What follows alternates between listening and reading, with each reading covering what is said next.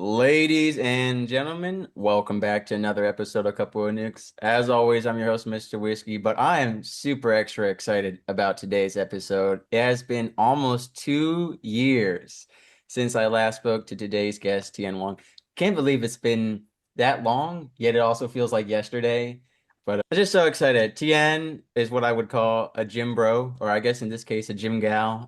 She is someone that I talk to outside of podcasting to talk about fitness goals, to catch up. And my favorite thing about Tien is she has never failed to just reach out. Somehow she knows if I'm feeling like crap. And it's probably easy for her to know because I always feel like crap. But she'll reach out and tell me just remember to smile, remember what you're doing. And that means so much to me.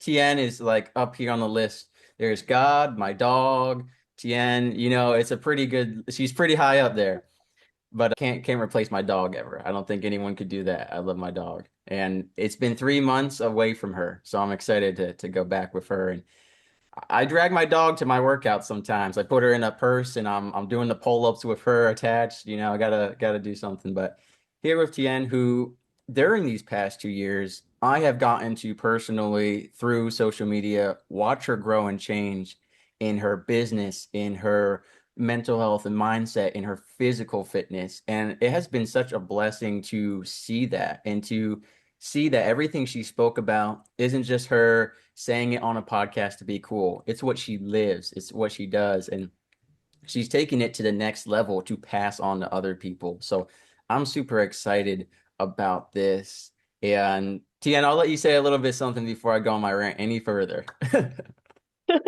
Before I start, I'm so honored to be here with you again. Wow, I can't believe it has been 2 years. It's like, same here. It felt like just yesterday we just recorded an episode, and now we are talking about something else, something deeper, and which to me is really phenomenal because it just shows us how much we have grown and how much we have progressed. And also, I don't ever want to replace your dog because I love your dog as well. Thank you, thank you. Yeah, she is adorable and she's pretty stocky too. She's got like for some reason she's only in kilograms like 1.5 kilos and she's 3 pounds, but she has such a big chest and shoulders. She's just like a little, she's just like stocky, she's like a little boulder. So yeah, I miss her and definitely have, like I said, it's been so awesome to see the growth. And I got to ask first and foremost, how was your gym pump today? Because you and I don't even remember who challenged who. I just know that we had this ongoing thing that we're going to arm wrestle, and I don't even remember who challenged who or why that happened. But I do know that we talked about today we're gonna have our little flex off. But before we do that, I want to know how your gym pump was. Because I'll be honest, I did not sleep last night. I was working on adding subtitles to my comedy show video, and went to bed maybe a few hours ago and I woke up late and I was like, I only have 20 minutes to try and get my bicep to look bigger than Tien's. So I didn't send Tien the link to record until like 2 minutes ago because I was like in here in my kitchen, like quickly trying to pump out some bicep curls because I'm like, I didn't get a workout. And I know Tien went to the gym probably for like the past 14 hours just to get ready because she is in the gym. So how was your workout today? Oh, my workout is good today. It's good. And That's not good for trust me. me.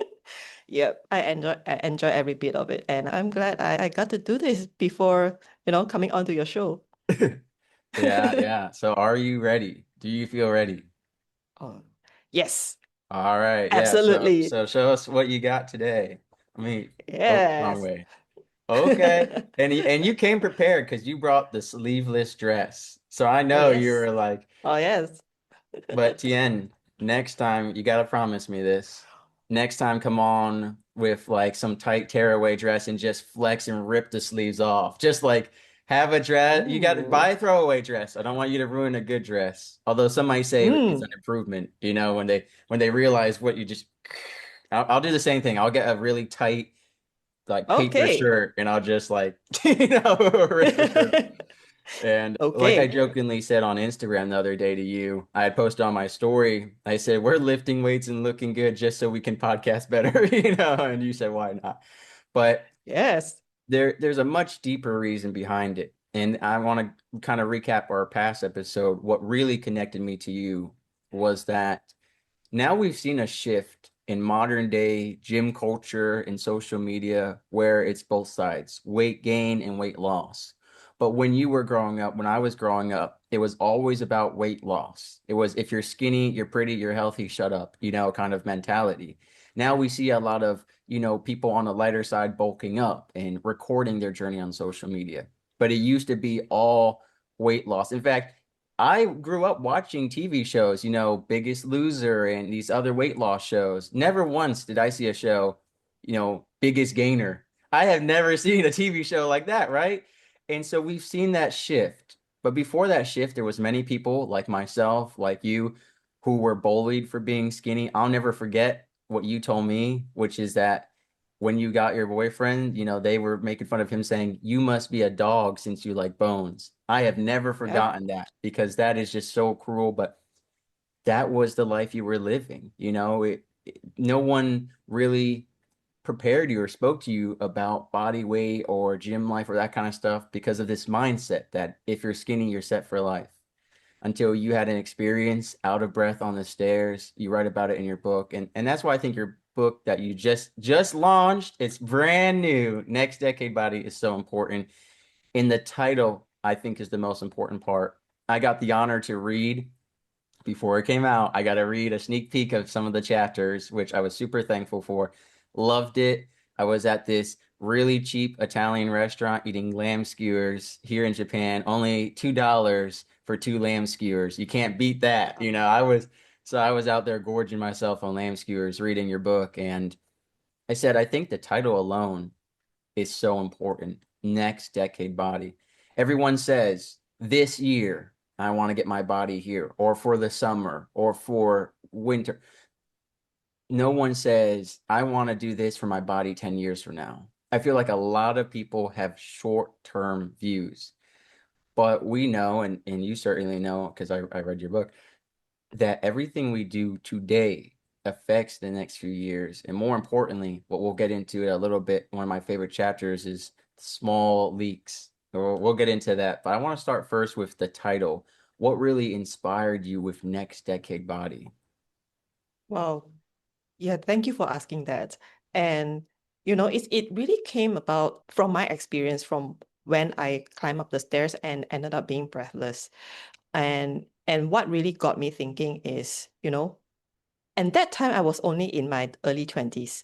And and for me to be out of breath and to be so unfit at that point of time, it is not normal, right? And I was supposed to be at the age where I'm energetic, I'm strong, I'm fit. I could basically do anything that I want, but I did not, right? And so that moment got me thinking, if I was feeling how I felt then and in my 20s, what's gonna be like when I actually got older in my 30s, 40s, and 50s, right? And and so it really took me into the future where I could really see the kind of life that I actually walk into, kind of like an image of how my grandparents are living, my parents are living, right? And that is the sort of scenario that I absolutely don't want to walk into. And I know that at that point, we can do something about it. And and I know for that moment, it's that, if I do something about it, I can change how I feel today. And and it's not about fixing a short-term goal. It's about what kind of life do you want to live 10 years, 20 years from now and beyond. And we have power to change that. And so that is how the next decade body come about. It's not about getting in shape for the summer, for the bikini body, for that for that holiday photo. It's about what you can do with the body that you have. 100%. Now, I will clarify, I look great in a bikini. I have been working out to, fill it out properly. I'm working on, I'm kind of lacking in the chest area, but yeah, I think it's really bittersweet to me. I follow these different Facebook groups and other social media pages where it's people showing their gym body transformation. They show a picture typically a year, 5 years ago, whatever it is. And a lot of them are middle-aged people saying, wow, I'm now more energetic or in shape than I was in my 20s or 30s or 40s. And people are always like, so proud of you. That's awesome. But me, as a reflective podcast host, I can't help but have all these big thoughts. I say to myself, it's actually really sad. I'm really proud of them, but collectively, it's sad that so many people are making this change so late in life and looking back and saying, I'm now better than I was when I was 20 or 30. And I hope that your book and conversations like this will help people never say, hey, I'm better than I was in my 20s or 30s. I hope people will say, I'm still at my peak. 30 decades later, I've been on top of my game and at my best and performing and working hard every day, all day. Now, I had to make a change and rise up from rock bottom. I never went there because I chose to think about the next decade, the next decade, the next decade. And so I think it's really important and it's very bittersweet to see how many people let themselves go. And one of the things that I want to get into that I mentioned earlier was the leakage, and I really like Tim Thomas and he was one of the oldest, if not, I think he was the oldest person to ever join the Australian Special Forces. When he was like 28, they said, you're too old to be a fighter in MMA. And he said, maybe you're too old, but I'm not. How are you going to tell me what my body can perform at what age? And he went and became a great fighter. Then he went to join the Australian Special Forces around, I think, in his 30s. They said, you're too old to do this stuff. And he was one of the only people who made it through the program, right? So a lot of people have attached, a projected value or physical fitness performance to age. And I want to say remove that. I know people who are in their 80s who are climbing mountains and throwing axes and kayaking, right? Whereas young and as fit as we keep ourselves. But one of the things he mentioned was how many people are living in deficit. And that is, people are abusing caffeine, energy drinks, not sleeping. He said imagine it like a loan at the bank, you had to pay it back with interest. And you touch upon that same subject. And most importantly, you talk about small leakage that goes unnoticed can lead to, in your case, a very large bill, both physically and with the water bill at your house in your example. And I hope you didn't have to pay that. I hope that the company said you don't have to pay that. I read your book and I was like, did she have to pay that? That was my big question. That was my question. Oh, yeah. Unfortunately, I did because it's in the compound of my house and that is up to my responsibility. So unfortunately, yes, it was a big lesson for me. And Same with your body, because you yes, can't expect someone else to pay it. Your body's the yep, one that has to pay it. So right. And so that really got me thinking, right? Because when that happened and I did not know what actually was going on, right? And and there was signs, when before the big bills came in, there were signs, and I totally ignored that. And I thought that it's just, oh, maybe I used too much water. Maybe I took a long shower way too many times during that month. Maybe it was hot, washing the floor. But I did not realize that there was already a leak underground, right? And the trick is that, it is so invisible. It is hiding in plain sight. You can't see watermark on the wall. If it's leaking on the wall, you will see wet spots on the wall or puddle on the floor. No, underground. But it happened in a with a really small leakage that you just couldn't detect, but it shows up in the bill. Just a small amount, higher than usual. Just enough for you to look away and just pay because it's just so small. And and then the next bill came in. The pipe had burst. I had no idea. And so the water was gushing for however long it was until the bill came in with $600. It could have drowned me. That volume of water that was lost, it could have drowned me. Mm, But it was the shock of my life and also a big lesson because it got me thinking, right? Because this is how we treat our body as well. Like we don't yeah. pay attention until a big crisis has happened, like a stroke, like diabetes, like a chronic illness. We don't pay attention until something had happened. But all the while, it got me thinking that, what if we pay attention to what has been leaking from our body? It starts with our energy, right? It's it's really so small that we it's hiding in plain sight that we don't see. And so this story became something so meaningful to me that I always talked about, like, you gotta just go out and look at your water meter and see whether it is turning, like what is leaking from underground that you cannot see. Right. And I think it's not so much about detection as it is resistance and acceptance. And what I mean by that is so many people, when they notice the wet spots or the leaking or the meter tick differently, it's not just that they don't question it, but that they just say, okay, well, this is the new normal. They don't say, hey, this Yeah, isn't right. They say, this is the new normal. And I think you especially talk about, moms, about women who are doing so much for everyone else and pushing everything off, and it goes into the next day, the next day, the next day. And I think so many of us just get used to it. Oh, you know what, I just always feel background exhaustion, and that's just my normal because of this and that. We blame it on so many things and we accept it. My lower back is always sore, so I mean nothing's wrong, it's yeah, just the new normal. Or my feet or my arms or whatever it is, I always kind of have a headache. That's just how life is supposed to be. I think so many people fall into just acceptance and not resist it. And so sometimes it's not just about do we see the signs, it's about do we actually accept them and take them for what they are. And I think that can be so, so dangerous. And one thing that you talk about with all of this that I truly value, something that you and I have talked about before, the gym and coaching and social media combination culture of one size fits all.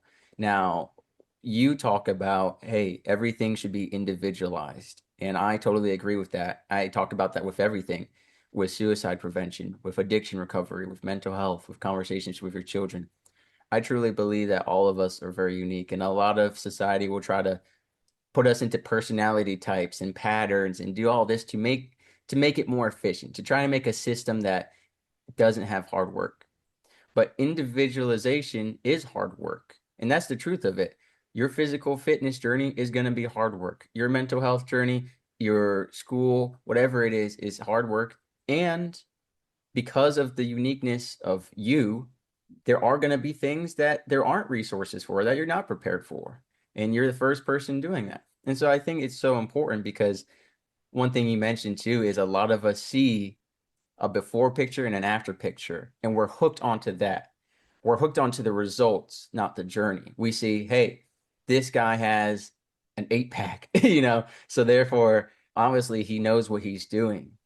But it could have been, what were the genetic factors? What were the dietary factors? What were the life circumstances? So many people see a woman saying, hey, do these 3 exercises and you'll have glutes like a Kardashian, if minus the surgery. Like that's yep, that's there's a lot of selling stuff. And just because someone has a body that performed a certain way and achieved certain results doesn't mean the journey they took is going to be in alignment with your personal physiology. But it's hard to sell individualization. It's easy to sell yep. a program that's put together that can reach ABC, XYZ amount of people. So tell us a little bit about your thoughts of that, because now obviously you didn't grow up posting pictures of yourself on social media. I've seen your childhood pictures, Tien, they're on there now, and they're much like me. I was, well, maybe this was the size of my forearm, like I was super skinny. I was never a post gym content person. Neither were you. Now you do post gym content. You post videos and pictures. So tell us a little bit about the social media journey, the the positive sides, because I do like to focus on there are positive gym influencers out there, yourself included, and then some of the negative side as well, and a little bit about what you talk about when it comes to that. Well, absolutely. And I love this conversation because social media has come about and where people post a lot of pictures and it's not always a bad thing. The good side of it is that when we are intentional about what we post and the message that we put in there to inspire people, to move forward, to make progress, to improve, that is good, right? And that kind of contents really give hope to people that when they see it, they know that, if she can do it, if he can do it, then I can do it, right? And and that is the form of content that really inspire people. And I love to see this kind of content. And on the other side of it is where people associate some sort of solution to the kind of results that they are getting. Like for example, I have 6-pack, 8-pack abs, and this is the routines that I'm doing, right? And so people get hooked on that because you have 6-pack, you're doing this, and so this must work for me. Mm, And so yeah. people get hooked on that, or they are selling some kind of supplements, solutions that there is some form of kickback from what they are posting and selling, right? And so it is not aligning to the physiology of the person who is watching the social media. And so they got onto that solutions, hop onto the trend, you know, and and so they wonder why they don't get the results that they want. And even if they got it, right, it is not sustainable. They cannot sustain it. And they ended up feeling like there's something wrong with them, or it is just how it is. It is just my body, my age. All of that happens. It just confirms the kind of thought patterns that they were already having. So so definitely, we want to be talking about individualization because where we start is definitely different from other people, right? And we gotta be able to think critically about that. For sure. And a lot of people aren't educated on the fact that different gym routines produce different results in a sense that some people are training for strength, some are training for explosive Right, power, some are training for aesthetics. right. Some people look big but can't lift big. Some people can only lift, there's different types of Yes. goals and bodies that match that. And like I never realized that. To be honest, growing up, I was just like, if you're a big guy, you're a strong guy. And that's not always the case. And performance, it depends what you're doing. Some people want to do, high intensity training. Some people want to do powerlifting. They're very different things. And so I think people don't Yep. realize that. They just see, hey, this person looks defined, and if I look defined, therefore I'm going to perform better. And it's true in the sense that when you work on your physical fitness, it will improve, I think, really every part of your life, your mental health, Yep. your energy, your sleep, your being able to perform at work and show up. But looking muscular doesn't mean you're suddenly going to be able to lift super heavy, or that if you look muscular, now you have endurance and cardiovascular training. They're different things. And so I think people get so caught up on the pictures rather than the performance. And one thing too is, and this is the most frustrating part, I think, is like, for me, example, I can only bulk up and get so big. My skeletal frame and my body fat percentage, even with I'm on weight gainer every day. I work out every day. I mean, I run too much and I burn on my couch, but I'm on special. I have special stuff for that. Like I drink shakes that are like 4,000 calories of just carbohydrates to make up for all the stuff I burn in my runs. But there's also the fact that no matter how much I eat, and this was the growing up was so annoying. Everyone just said, Mr. Whiskey, just eat a lot of food, gain a lot of weight, lose the weight, but keep some of it to make yourself look bigger and then get muscular. And it doesn't just like work like that. My body is built a very certain way. There's a certain size that I just can't reach. I'm the set height that I am, my skeletal frame, the width of my shoulders and everything. My like the base foundation has a role in determination of this ultimate size you can achieve. But some people sell if you work out enough, you can just get bigger and bigger and bigger. And you do get bigger, but there's a bit of a limitation to it. Not just Right. aesthetically, but also is it practical? Is it healthy? You know, a lot of women, and I've been following a lot of women gym content lately because I found it really interesting. A lot of women chased this idea of as skinny as possible. And now a lot of Right. them are posting either they're in the gym or they put on a little bit of weight and they actually feel better because they realize they went so skinny that they were unhealthy, that they were malnourished, that a lot of other areas shrunk and stuff like that. And I think people are chasing too big or too skinny, you know, too muscular or too aesthetic. And so it's so important that we really think about what are my goals? And that's part of the next decade body is well, hey, my number one goal should be my health and performance 10 years from now. You know, especially long term when I'm older. Do I want to be able to pick up my grandkids or do I want to be like, hold on, I haven't even made it up the front stairs of the house, you know? So I think it's so important that we look at that. And I think it can be hard to know what we want because we are living in a world where everyone's telling us this, do this, get that, we buy the, you know, and there's such a comparison game because so many women will be on social media saying, "Hey, only train your glutes and legs. If you do too much upper body, you're gonna look, you know, scary, you know." And so women are like, "Oh, I really just want to train glutes and legs, and I shouldn't do upper body." Or so many guys are saying, "Don't ever do cardio, don't run. You know, that's for losers or you know, for lesser guys. You just want to do." Deadlift and bench press. Those are the manly workouts. And so there's so many labels and things pulling us Right. astray. And so Tien, how have you been able to really filter through all of it? And what advice would you give for people, especially people who have never really worked out before, who are looking to get into fitness? How do they figure out their goals outside of the next decade body, outside of health? How do they really figure out what they want?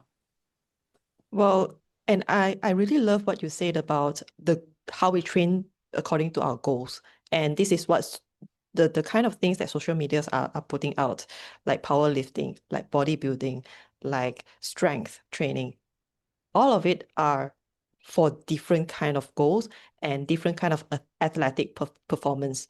Some people train to look for a certain way for the stage. Or Some for people, podcasting? oh yes, That sounds yes, yes. weird.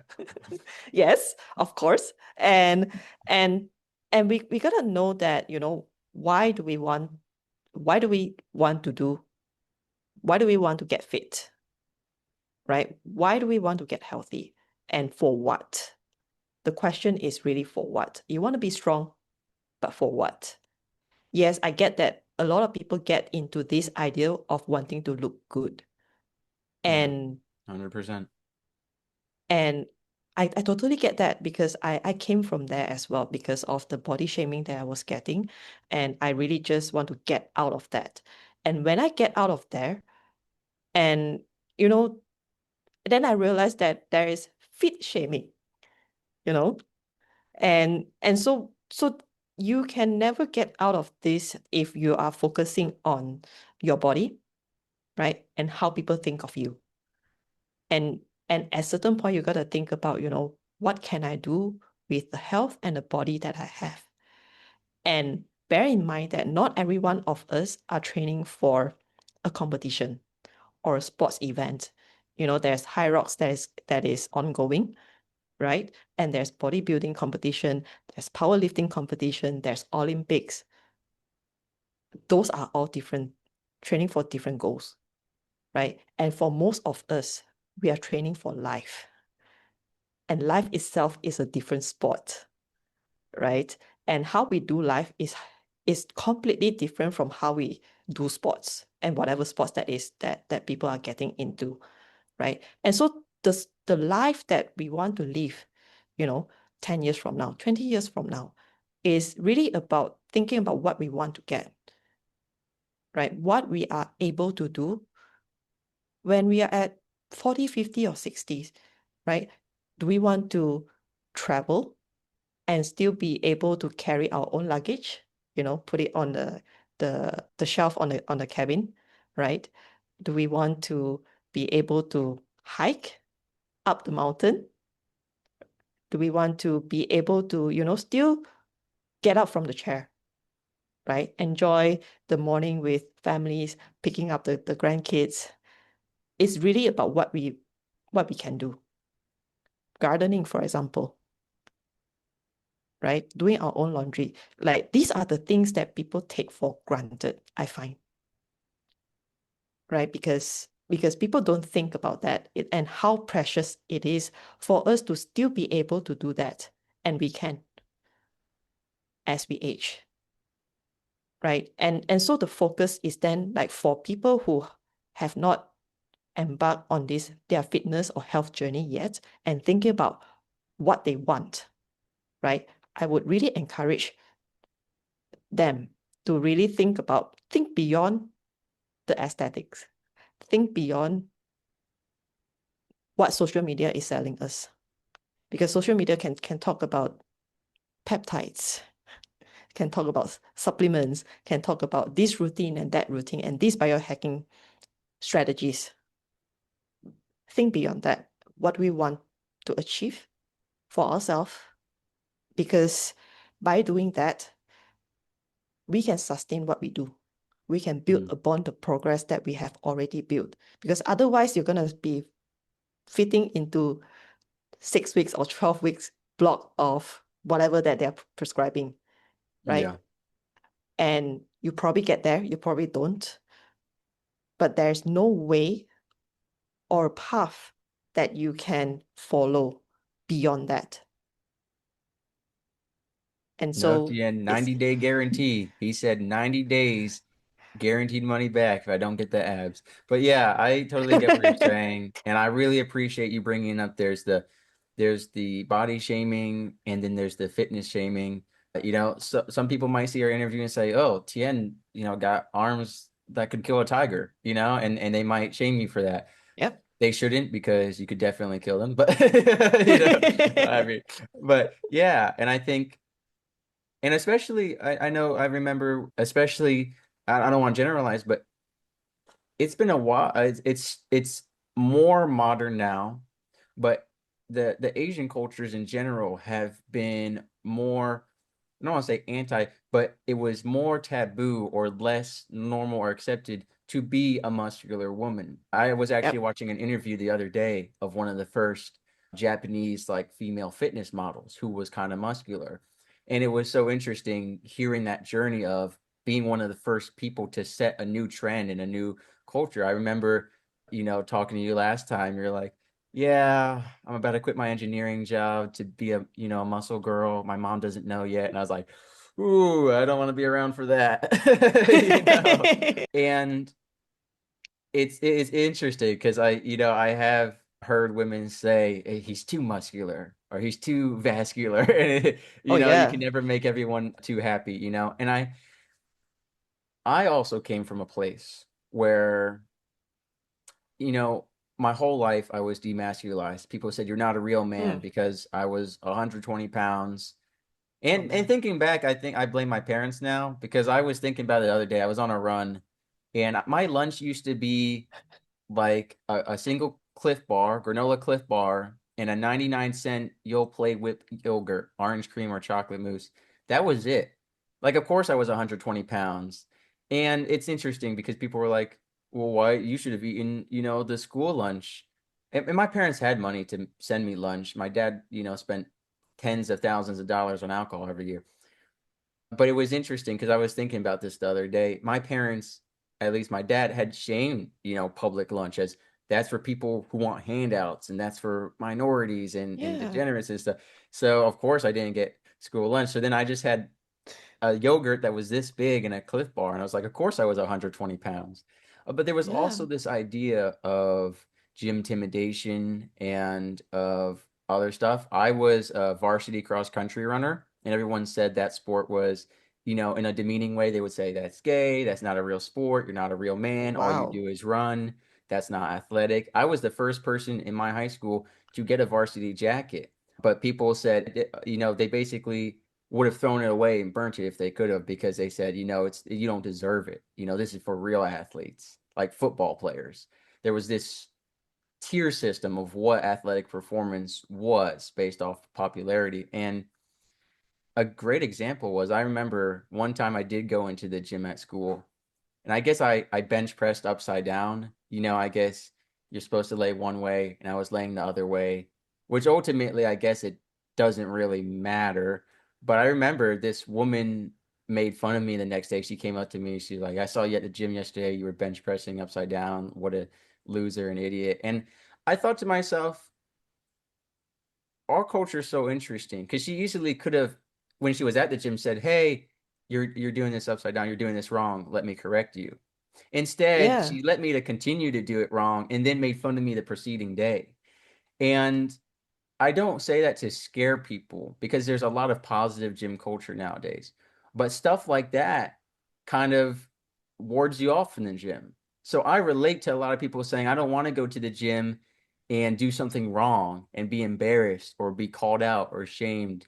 And I think we are in a culture now where people are a lot more helpful and supportive, where they'll say, "Hey, can I give you some advice, or can I help you?" But I remember that I have never forgotten that experience, and it's really sad. Yep. But also, that was high school, when kids are usually like the worst they'll ever be. I think high school was when people are like the most, of a jerk that they'll ever be. But it's just so interesting. And I remember, you mentioned it before we started recording here. What got me into working out was actually, interestingly enough, it was this anime called One Punch Man. And I had only started anime because there was some chick I met online who ran a meme page for authors. And I liked her content, and we started talking, and she was talking about this thing called anime. Had never watched it before, didn't know what it was. At that time, it was kind of taboo. Now it's a lot more accepted publicly and stuff, but at the time it was taboo, and I was like, isn't that just weird stuff? But no, there's tons. It's just a style of animation. Then there's great content. There's great fighting and gym content that I've gotten into. And I remember just feeling inspired. And I know it was fictional, but it was about this ordinary, guy who just decides to do 100 push-ups, 100 sit-ups, 100 squats, and a 10K run every day. And he just got super jacked. And COVID had just hit at that time, and I was home. Online school was like, they hadn't created it yet, so they were like, "What are we doing?" So I had a lot of free time, and I was like, "There's no gym. Let me try this One Punch Man workout." And that was the first time in my life I had ever gained weight. And seeing those results numerically meant so much to me, and that's what started my journey. But it was also about looking good. Later in life, especially this past year or two, what shifted was I went from, "Hey, I work out," so that now I do still take compliments. I've had 5 people since I got to Japan call me the human Godzilla. So I Ooh. accept there are some aesthetic motives, that it's great to hear that stuff. Yes. But it really became about function and performance. And for me, as a man of faith, became, God gave us the ability to improve our body. And I think it was for a very divine reason. God could have, made Adam from dirt like jacked. Adam could have just had like a 12 pack of abs and broad shoulders. But he kind of gave man, here's the ability, the opportunity to improve your body. What a miraculous body we have. And I think God gave it to us as a reflection of our discipline, of our commitment, of our mindset, of it really is, I believe, choosing between health and not health is a battle of good versus sin, because gluttony is a sin, sloth is a sin. And look what happens when you indulge in those, you get health problems. What do they say? Sin leads to death. Well, you look at when you overindulge in life and you neglect your health, which is sin, it leads to death. It leads to health problems. So for me, it became a very divine thing of, I don't want to abuse this opportunity God gave me, number one. And two, what if I'm ever needed? What if I came across a situation? I was walking through the streets of Japan and 2 cars hit into each other, one flipped in the air, and I was further away, so a bunch of guys ran ahead of me, but they had to pull people out of the cars. They had to rip the door off. Now, I'm not saying that's going to happen to everyone, but you talked earlier about gardening. I'm going to bring it back to this. One of my favorite quotes of all time. It is better to be a warrior in the garden than to be a gardener in war. And that applies for everything in your life, including your physical fitness. I think you should always be ready. What if you are that Yeah. mother who needs to, I don't know, lift a fallen tree off of your kid, whatever it is? You never know when you're going to be needed or called for. And I think that we should prepare ourselves to be able to serve because I believe our number one thing as human beings is to serve one another. And that goes in a lot of ways. There's a lot of different ways to serve. But I think we should have our bodies as prepared as we can make them to serve if that opportunity arrives. So for me, it's about God and honor and service. And that has been, and the reason I say all that is I find it much more fulfilling than working out to be complimented or to, I found that the more muscular I got, the less, or how should I say this? The more women I attracted, but the less depth there was to it. That is, being good looking attracted more shallow people into my life. People who only liked me for my body, or that was what drew them to me instead of my personality and who I was. And so I think it's interesting, even in your case, Tien, like, would guys who look at you now and hit on you, would they have done so if they saw the picture of you from your childhood? I'm gonna add it to this recording. I'm gonna Yeah. pin it right in the middle. No, I'm just kidding. But you understand, like I think when you Yeah, work yeah, out for yeah. aesthetics, you can attract the wrong people, right? Some Yes. some of these women who go to the gym and say, "Oh, I'm gonna be a glute goddess." It's like, what kind of people are you gonna attract with that? Compared to a woman Right. who does full body health for function and performance. And so I think our motivations are so important. And I don't know if you have anything to share on that as well. Absolutely. I love how you put it, and thank you for bringing this into light because you are absolutely right because it's it is a reflection of how we respect ourselves, if I would say simply, because we can do the same thing, right, to get in shape, getting in shape, right? It's a form of the highest self-respect, but Mhm. we can do the same thing. Like just now you mentioned the glute goddess, right? And if we go in there and just wanting compliments because I have nice glutes, right? And all you get is the compliments from shallow men or women who just like you for the glutes, but not deeper than that, right? And on the other hand, in my opinion, self-respect is much, much more than how we look. It's how we treat ourselves. It's how we set boundaries. It's how we take care of our mental health, emotional health, spiritual health, physical health. And for us to do that, it requires a kind of discipline of how we carry ourselves in our life, how we lead our body, how we lead the room in our business, in careers, in our families, how we show up for the people that we love, and how we serve in the image of God. It it reflects differently of our character. And we're going to Mm. attract the kind of people that truly respects that. Because because one, for the glute goddess is really about the opinion of others. Because I want to do this because to get compliments, to attract attention, and this is what we get, right? On the other hand, it's about attracting the right people that really truly value us for what we can put on the table. And that is totally different thing. And both can look good, but respected differently. Right. But you Yep. can put your glute on the table, but not where I'm eating Oh, food. yes. Yeah. Okay. But I say one thing I want to say along that, I really like you said self-respect, and I thought about how we prescribe self-care oftentimes as emotional eating. Self-care, Yeah. treat yourself to junk food or to shopping. And I can't say I do both of those a lot. I do I buy junk food to eat while I'm shopping. In fact, in my comedy show the other night, I joke about how I'll run a 10K just so I can eat 10 ice creams. But Yeah, I think one of the things is what if we prescribed, the gym as much as we prescribe these other things for self-care? And I'm not saying spa days are bad. I'm not saying that, junk food is bad when done in proper moderation or shopping, right? All those stuff is inherently fine on itself. It's the overindulgence of it. And is it a medication for something? And one of the things you talked about too is about our character, how the gym reflects our discipline, our commitment, and it really is about discipline over motivation. People always say, "Oh, I feel motivated. I want to be motivated."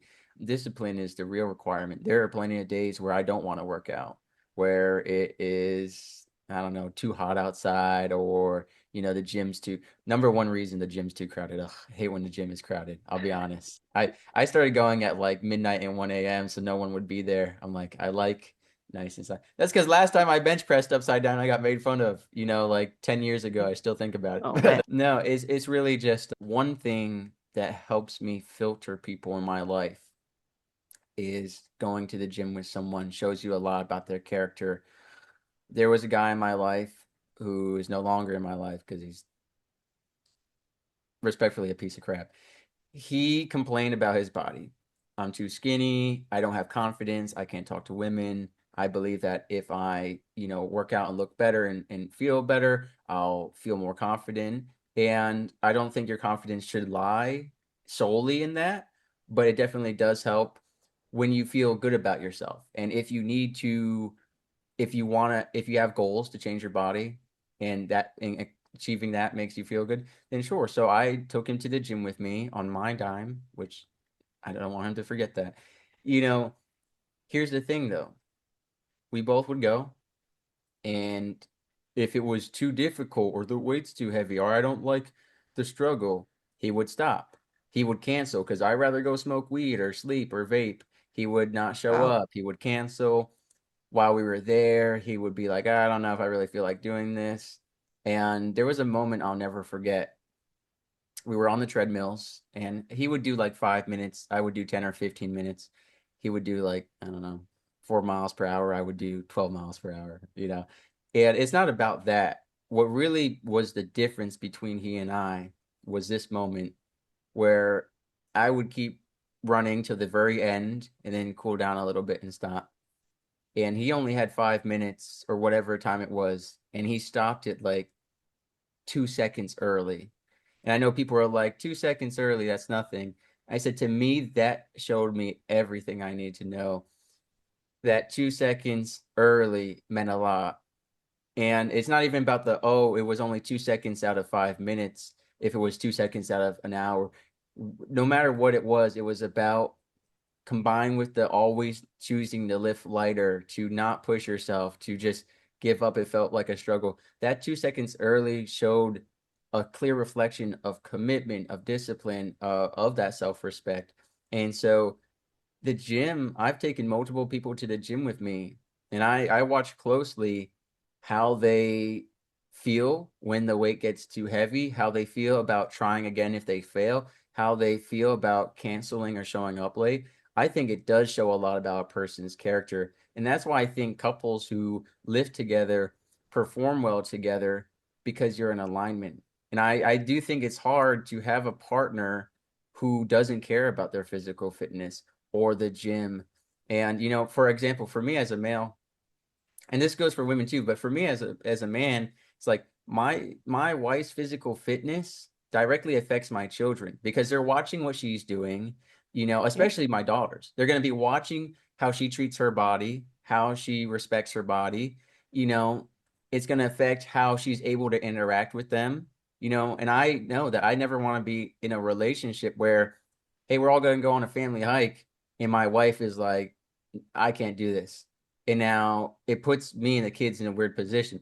Does dad respect mom's, I don't want to say weakness or inability to perform? And is he lowering the whole family standard to hers? Does he support her and help her and raise her up? So I think it's really important.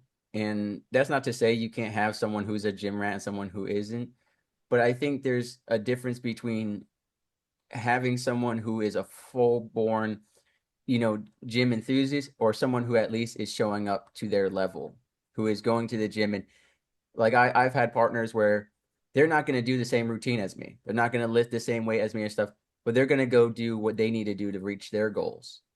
But even though we're doing different workouts, they're doing the same discipline and respect and commitment and routine. And so I think all of that is really important.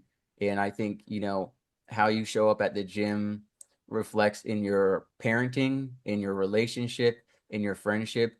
And I think that how people show up in the gym can tell you a lot about their character. It's not everything, it's not their whole character, but I think it does reflect a lot about their character. And whether they choose to try new things or not is huge as well, because a lot of stuff in the gym can be new for people. And if you say, hey, let's do a 5K together, and it's always a no, no, no, it tells you something different than I'm not at that level yet, but let's talk about it in the future. Or, yeah, let's try it, but I can't guarantee peak performance. I think it really is so important. And Tian, I'm just curious on any second thoughts you have on that. My long rant about the gym. Because I'm still mad at Yeah. that guy. And he's not the only one. I hate when guys tell me I really want to go to the gym, I really hate my body, and then you take them there and they're like, I don't really feel like doing this. And one guy had the nerve to make fun of me because I was on some kind of chest machine and I was going a little slower. And he was like, seems like you're struggling, Mr. Whiskey. And I was like, well, I'm lifting 50 pounds more than you do on each arm. So I can't believe you have the nerve to say something. And I remember I took like a rest one time for 2 seconds and the guy was like, what are you suntanning or something? Why did you stop? And I was like, you haven't lifted anything since we got here. You went to the bathroom for 15 minutes while I warmed up. What are you talking about? So you got to Oh, be yeah. careful who you bring with you, because they can bring you down if you're not at a level. If you're not disciplined enough, they will bring you down. And that's the warning I forgot. Who you bring to the gym with you or in your life in general can weigh you down and bring you down if you are not at a level to stop that. Well, absolutely. And this is one of the things that I wrote about in my book in the later chapters. And I haven't read it yet, but oh yes, yeah, we're oh on the wow. same gym We are brainwave. vibing. Yep. We're on the same So mental treadmill. yes, yes, and I love that. Not And the and Stairmaster. That's too tiring. yeah, absolutely. Because who we surround ourselves with definitely affects our mental health and and the way that we show up as well, right? And that really like teaches how we respect ourselves as well. Because this is we are talking about the person that we are tolerating in our lives, right? And and I talk about that with my client a lot as well, because we gotta be very aware of who we are partnering with. It's not just friends, it's not just spouse, it's everyone, right? And because they can project their own fears and limitations onto us and Mm, make us think less of ourselves if we are not aware, right? And because environment is really stronger than willpower, mm, and these people can really influence how we behave, the kind of actions that we take, our mental health. And I can't stress enough about who we really put in our lives, because it really can affect us in terms of our health. And for sure, we gotta be really aware of this. And same with who we consume online. We talked a little bit about that earlier with the Yeah. courses and programs, but also content in general. And you and I may have talked about this before. If not, it's definitely something you and I have both come across, or at least I have, which was Yep. one of the fitness guys that I was following. He actually cosplays as Yujiro Hanma from the Baki anime. So I really liked him because he was huge. He looked super strong. Found out he was on steroids. And there are Wow. plenty of big gym guys we have found were on steroids. Plenty of fitness women we found out were in, I don't know, Ozempic or whatever this stuff is. There's so many different things nowadays. And even curve filters, that is, Photoshop, AI. And Yep. so I think when you focus part of the thing with aesthetics is we also get so focused on how other people are looking or how they're Yeah. developing maybe faster than we are or whatnot. And again, all our bodies are going to develop at different rates for the same workouts, which we need to keep in mind. Because you could be following this, a person online and doing the same gym workout as them every day, and they're posting, and you're like, I'm not matching. You got to keep that in mind. And these posts, some of these people aren't like me where I'll just take the picture and then I'm like, I hope this is good enough. Some of them get professional equipment and lighting and even makeup and stuff. I've actually seen videos where women will show like, check this out, and they'll paint like contour lines onto them to make their chest Wow, bigger or yeah. their arms bigger. And I don't have time. I just don't have time for that. What you see is what you get. Now, do I re-record videos from different angles? Sometimes, yes. Do I take photos and I'm like, no, go work out and come back? Sometimes, yes. There are some gym influencers who will show you pump and flex versus, just standing still photo or regular photo. But I think it's really important that we don't get caught up chasing someone else's goals or body, because we can end up Yeah. falling for these fictional stories. It's not just about, is it for their individual body, it's also, is it truthful? And nowadays I was following this gym woman. It turns out she's fully AI generated. She's not even a real woman. Oh, I wow, unfollowed. I really? found out it was this super, super muscular Chinese woman doing all these different cosplay muscle women outfits. It turns out it's fully AI generated account. It's not a human being at all. And there Oh, were some wow. things that I found out pretty fast because there was a few red flags I picked up on, and I was like, yeah. So I found out. So sometimes we're not even looking at a real person nowadays, which is so scary, which is so crazy Yeah. because it is really hard to tell. Tien might be an AI right now. Tien, are you an Guess we'll find out. AI? But yeah, so Well, it's so distracting nowadays and so misleading. And so we really need to focus on ourselves and like you said, the people around us. It's not just our partner, our friendships, our coworkers. It's also all these online sources as well. yeah, absolutely. And I love what you just brought up here. It's about comparison, right? A lot of us are caught in comparison when we look at social medias, the results that people are putting out. And we don't realize that some of the influencers, they really do this as their career. It is their life, it is their career, and this is what they do professionally. And some of them do not disclose what they did to get them there.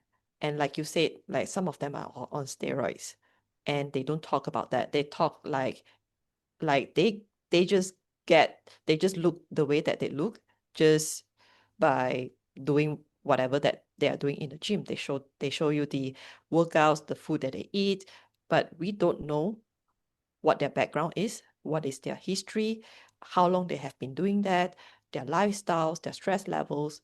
Nobody is questioning that.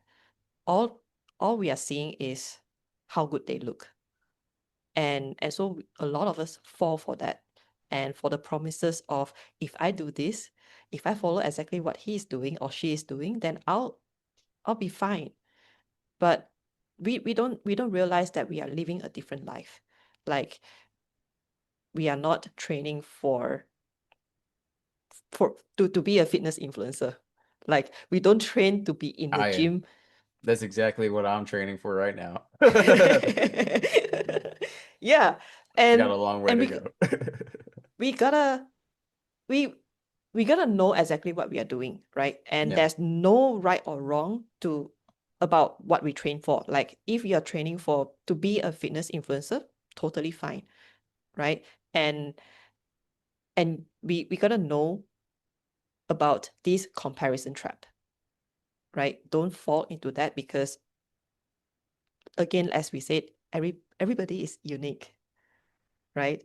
And the life that we live is different from one person to another. And so the the approach that we are using should be individualized as well, right? And there should be a conversation that starts that we should have before getting there, because Mm. otherwise we'll be trying a lot of things and then wondering why it doesn't work. Right. And I have found it really, when I look at other people's progress, that aren't personal, like these people online, it can be really, on one hand, sometimes it's inspiring. I want to look like that. But Yep. sometimes it's demotivating. It's like, why am I not getting there as fast, or with this or this or that? But what Right. has never really failed to inspire me through comparison is comparing me now to where I was. That's the Right. number one comparison you should be making, because there's a lot of Yes. times where, like, looking at myself in the mirror before this podcast, I was like, man, I'm not at all where I want to be with my goals.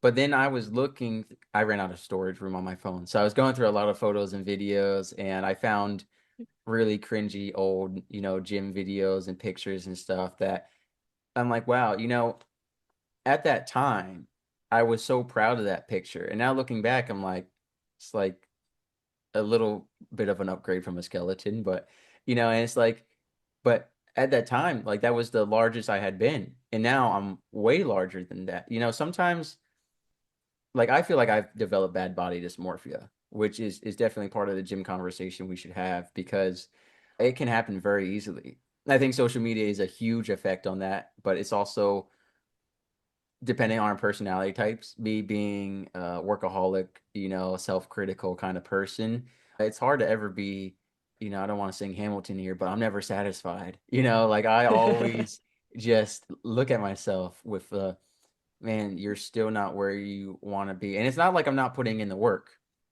I mean, I'm not at a gym here in Japan. I've been stuck doing just push-ups and dips and pull-ups, which have maintained me pretty well actually. And it's a good daily routine to get into. And I just don't do them anywhere. As you saw on Marine Day, I was out on a rock in the ocean, like doing those knuckle push-ups. Got to do my thing. But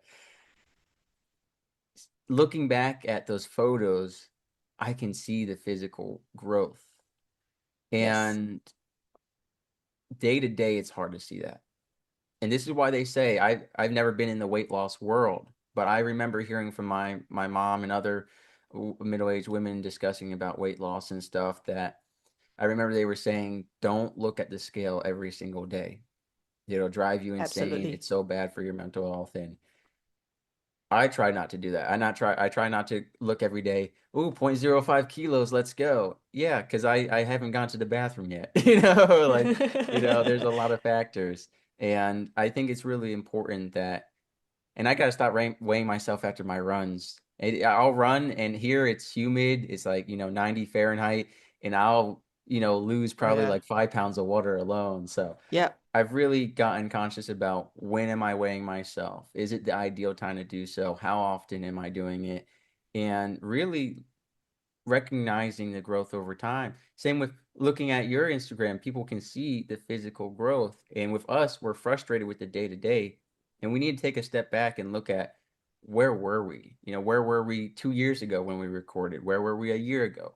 And even just 3 months ago, I can see the difference. And so I think sometimes we get so impatient and self-critical and so daily, and we need to look back at the larger milestones. And have you struggled with this at all, yourself, with body dysmorphia, or feeling critical, feeling not big enough? Do you feel like you've reached your goals and now you're just maintaining? What is your personal gym journey at right now, and what are you training for? Your next decade body? Of course, of course. And for me, it's really about training for life, right? There was a time I was training for the stage, and that was really, really just tough and challenging. And The stage was not and ready for you. That's what it was. thank you. Yeah. So yeah, I absolutely can relate to how we step on the scale and expect the numbers to move a certain way. And for me, I absolutely agree with that. Like, is my weight increasing in the way that I want? Right? I was so afraid of losing weight. And so of course, the number of the scale, it really does affect the mental health if all you focus on is the number of the scale, right? And which is why I talk about this really often, that we gotta look beyond the numbers. because the way that we weigh ourselves has to be consistent, has to be strategic, and you got to know what affects the numbers because there's so much factors that can influence the numbers. And and one of the things that people do is that they attach their worth and a meaning of their self to the numbers that they see on the scale. Come on now, And Tien, preach it. That's right. yes, so it's really common, and and it's also very dangerous, right? Because when the numbers mean something about you, you're gonna get very impatient. You're gonna be very Yeah. miserable, right? And the numbers from day to day is gonna change. And for us women, and this is something that not is it's not we don't talk about this really often, right? Our weight fluctuates through the month.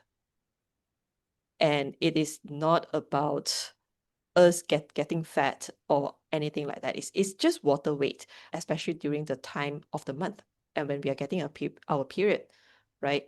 And a lot of us don't realize that. And we thought that we just gain weight, we just gotten fat. And so that affects our mental health, that affects our Mm, emotion, right? And so we get frustrated.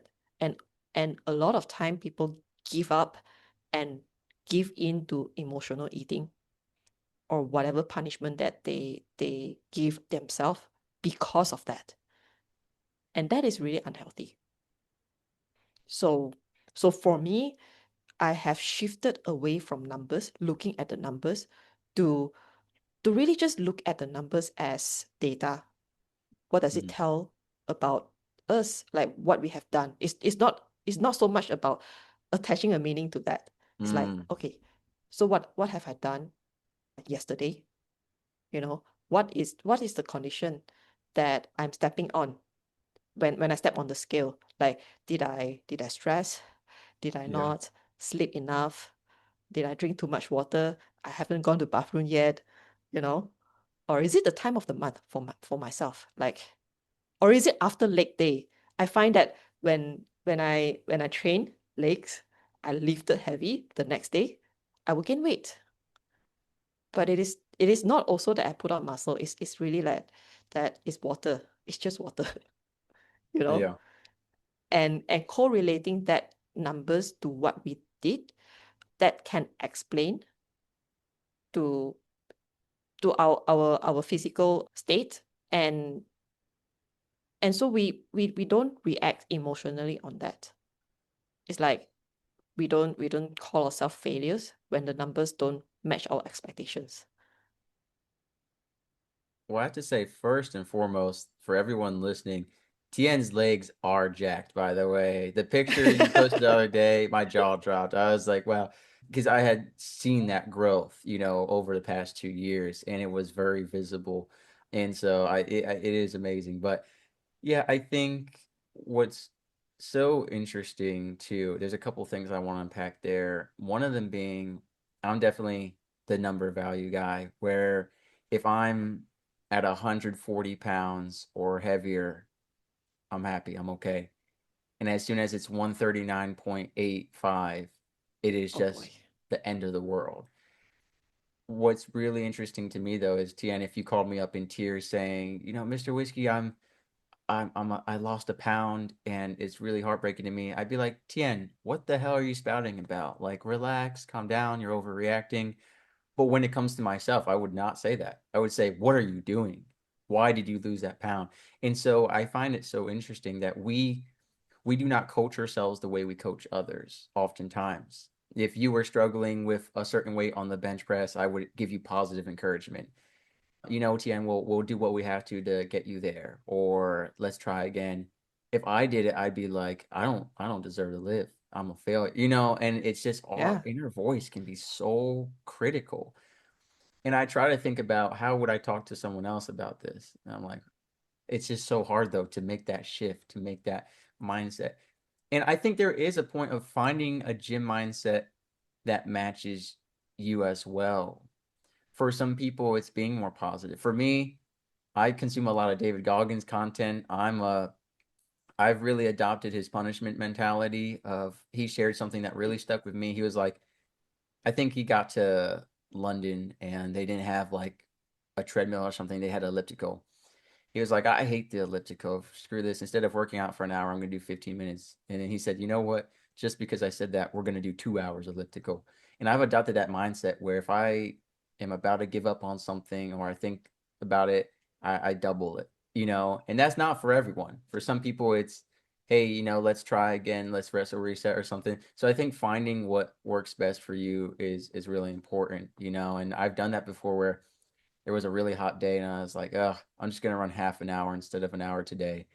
So we went and ran 2 hours. I think it's finding what's important and works with your mindset and your body as well, knowing your limits and your limits beyond your limits as well. And then what was it? You said something that was really important and it's slipping my mind. It was something I wanted to address.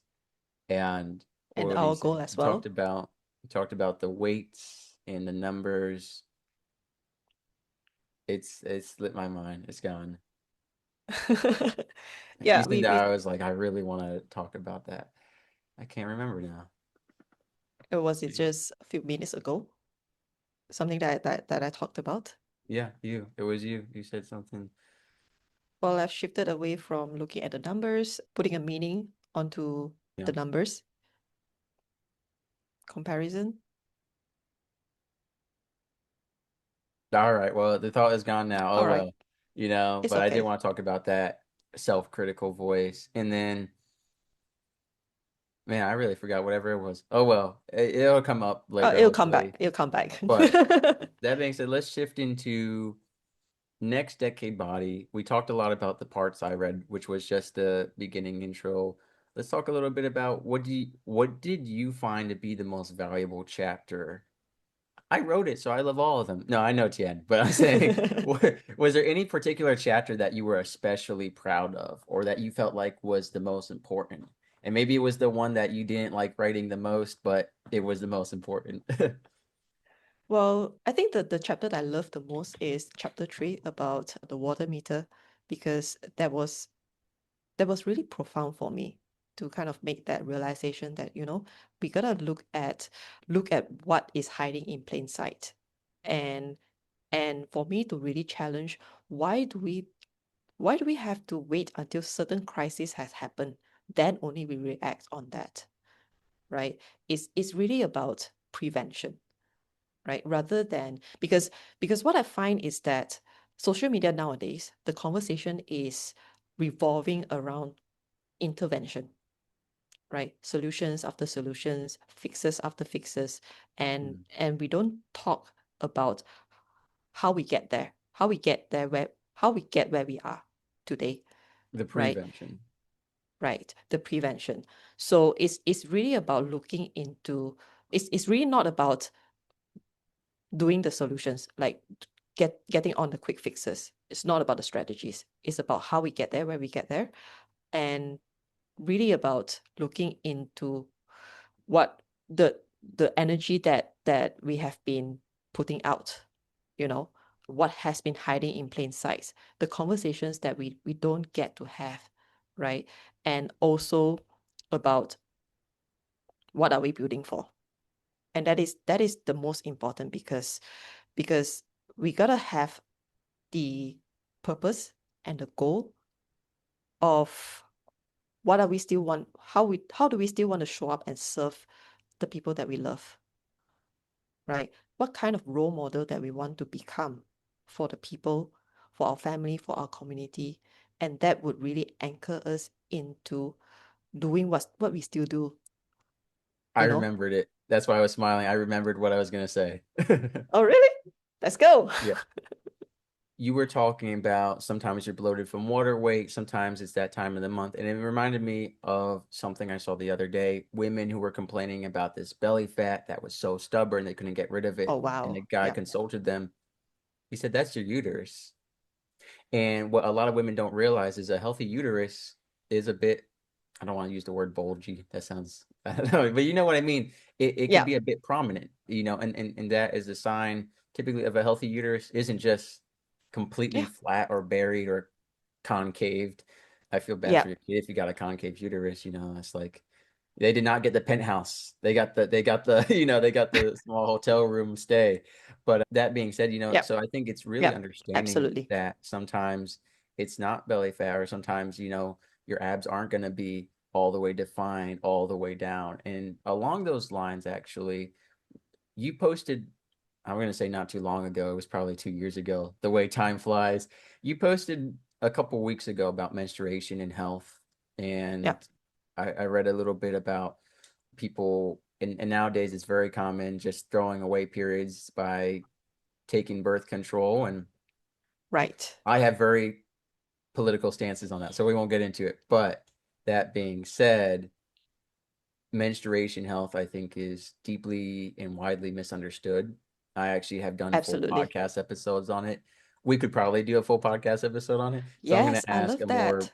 brief overview right now. You Yeah, yeah. posted about that, how important it has been in your life, and really the main concerns and takeaways you would want women listening, especially women getting into the gym, to be considerate of when it comes to their health and their next decade. Yes, absolutely. And I love that you bring this up because this is primarily the work that I'm doing for myself and also with my clients because a lot of them that came to me is about menstruation health as well. Like some of them have not had a period for years. Some of them had really painful period, right? And so we don't talk about that really often, right? And this is not a conversation that we usually have, no matter where we are, even with our mothers, even with our female counterparts or friends, right? And the conversation around that is really about how to manage the symptom, what kind of intervention that we can do, like the pills that we take, and I was given that as well. And we can talk about that in another time, you know. But really what period is about for us, for us who are in the age of still having menstruation, we should have it regularly. And it is a thermostat of our health, right? Not having it is really not common. Having painful periods, right, is also a reflection of how we treat ourselves, Mm, as it is what I've always tell my clients, right? Because yes, the symptoms are there. I'm not saying that those symptoms are not valid, because those symptoms are there. It's just how severe it is. It really depends on how we really take care of ourselves on normal days, right? The kind of rest that we are giving ourselves, the stress that we manage, right? It is a reflection of how we take care of ourselves. So so really it is a report card, you know. When it comes to having our period, it's really, to me, is a report card of how we treat ourselves. And we can start while we are still menstruating, because in a later age, in the next decade, when we step into menopause, and there is another set of symptoms that we could be experiencing. For some women, they could be experiencing quite a spectrum of, they would call it a nightmare. And when that time comes, they will be reading a lot about how to manage the symptoms. But we can, right now, from what we do, really prevent that from happening, prevent the severity of how it happens. Because some symptoms might still be there, but it shouldn't be affecting us in a way that we cannot think or we cannot function at all, like we cannot get out of bed at all. Because some of us really have hard time to get out of bed when we have our period, right? And a lot of my clients really recover from that because they are really thinking about how they can how they can manage their stress, their mental health, their emotional health. And by them doing that alone, their period health improve, and the symptoms improve as well. now So you mentioned the word client there. I know you were doing coaching, and I'm not sure how that has shifted now with the next decade body and your mhm, new authorship, and promoting that as a job of its own. I'm sure you're aware, but I know you're super excited about it. And so are a lot of people. You were posting on Instagram, a lot of people already ordered their copy across the world. I started reading it in Japan. I'm going to finish it in America. So I think that's pretty cool. And, I saw people were getting their copies already and stuff. So when it comes to coaching and working with you, where are you at right now with that part of your business? Who should reach out to you, and what are you kind of doing and serving as in their life? Well, so I help women who are over 35, they're high achieving, people who have done all of the discipline, they think that they need more willpower or discipline to really just have more energy, to get stronger. And I really coach them out of that and really look into to starting where they are, people who have low energy, feeling like they are they are declining due to their age, right? And really it's not about aging, it's really about looking into starting where you are, looking into where you are leaking your energy and building up from there, because energy is really the foundation of where we start, because without the energy we couldn't build the strength that we need, and also building the confidence that we are looking to have. So essentially this is the people that I coach. Awesome. And what is the best way to reach out to you? I mean, we're going to have your social medias and links in the description below, but if you just want to share that as well. Well, so my website, nextdecadebody.com/connect, would have all of the channels that your audience can really reach out to. Where they can find your gym pics and know Yes. that for anyone listening, because I know some people are listening only. Tien is jacked, and Thank she's you. got on the loveliest dress ever. I love that dress that you're wearing. I've told you before. Is it, hopefully this doesn't come off racist, is this a traditional Malaysian dress or is it from a different culture or? So this is a traditional Chinese dress. I So swore it was Chinese, but I said it could be. Because I seen those before and I was like, that has to be Chinese. But then I said, I don't know how different or if there's anything from Malaysian culture that is borrowed from Chinese. So I didn't want to assume it was Chinese. I ah, thought maybe there's Malaysian traditional dresses that are pretty similar. But as soon as I saw it, I was like, that's a Chinese dress. I was like, whoa, it is a Chinese whoa, dress. you can't just say that. But I was right. See, I gotta trust my instincts, but I'd rather be cautious. I'm just curious where you got it. Sheen, Timu. I'm just kidding. No, I got it while I was on vacation in China. So Oh, okay. Awesome. yeah. Yeah. Yeah, that's awesome. So Yeah, I'm about to leave Japan, so I'm planning out to buy another Happy Coat or Haori, which for those listening, is not the kimono is like one whole piece. With the Happy Coat and Haori, it's only the top half and it's you can have it open in the okay. middle or closed. And so for me, I can make a lot more different outfit combinations, different pants, different undershirts, different Oh, hats, nice. compared to if I get a kimono, it's kind of one style. And for me, it's like how can I get the most outfit combos out of one piece of clothing? Because I don't want to go to every podcast wearing the same outfit. You're one of the only times I can wear a tank top on the podcast and not feel unprofessional, But yeah, so I'm happy, and I'm happy the Godzilla Happy Coat that I have is reversible. So I've been trying to buy reversible clothing if it's good quality, so that I can save. So you should check out reversible dresses too. That way, you can Yeah, buy yeah, I it should. takes up less space. You can have more Yep. outfits. It's perfect for vacation traveling. It's like you only brought three jackets. Actually, there's six jackets, so Yep. it's perfect. Yeah. But next time you go to China, make sure you get a dress with sleeves so you can flex them off on the Yes, podcast. yes, yes, And yes. I'm gonna get a suit that's really tight and thin, so I can in the anime Baki, there's a scene where Biscuit Oliva just rips through his suit, and that's the kind of vibe I'm going for in the future. Because we will be recording again in the future for sure. Like I said, I ordered a hard copy of your book, so when I get back to America, it's already there.